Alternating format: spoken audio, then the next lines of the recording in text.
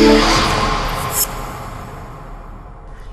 the next few minutes, we're going to show you how easy it is to install and use the intelligent video of ioimage. It's a 5-step process, and it takes less than 5 minutes to set up. Let's get started. Step 1, plug in. Step 2, browse. Step 3, set depth. Step 4, select rule. Step 5, detect. Let's go over the basics. The ioimage box has an Ethernet port with power over Ethernet, terminal block connectors for wire termination of RS-232 and RS-485, as well as dry contact connections of relay outputs and alarm inputs, a reset button for rebooting the system, power hookup, video input for video camera analog connection, bidirectional audio in and audio out connections. The splitter is included in the ioimage box, and a video output for support of analog-based monitoring systems. To connect the ioimage box unit, simply connect the analog video output of the camera to the video input connection on the ioimage box. Connect the Ethernet cable from the network to the Ethernet port and connect the power. Additionally, at this time you can connect the two-way audio, the relay output and alarm input terminal block connectors, as well as the RS-232 RS-485, which can be used with controllers for pan, tilt, zoom camera movement. At this time, it's a good idea to note the default IP printed on the label of the ioimage box unit. You'll need this for later on. Put the unit in an outdoor protective enclosure, in this case next to the camera. Depending on the installation, the ioimage box can be put in the camera case, protective cabinet, on a rack, or on a shelf. By the way, this is also a good opportunity to record the camera height from the ground level where detection is to take place. For the next few steps, we will have a helper in the field with a locking tape measure to assist with custom setup. We're also going to start a timer. On the workstation in Internet Explorer, enter the IP taken from the label on the ioimage box. If you change this IP for your network requirements, enter that instead. Click Setup. In the logon prompt that appears, enter your administrator username and password, and then click Log On.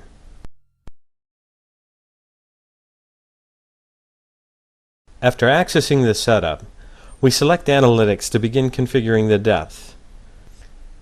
As our helper in the field travels to different locations in the scene, we will place markers to match the helper's height. To move and resize an existing marker, click and drag the marker to where the helper is seen standing. Scroll the mouse so that the marker matches the head-to-toe size. If the helper's height is different, enter that in the marker properties.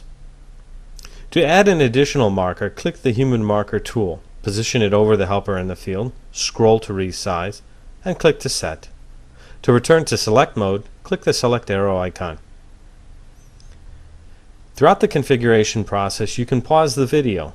This allows you to make configurations on a still image. By the way, there is another way to resize human markers. You can click and drag the upper and lower ends of the marker to stretch and match to a person being measured. Click the play button to return to live display of the video. At this point, our helper is stretching out a tape measure to make a measurement in the field. We will match this by clicking and dragging our ground guideline endpoints and entering the length into the properties. Depth setup is complete.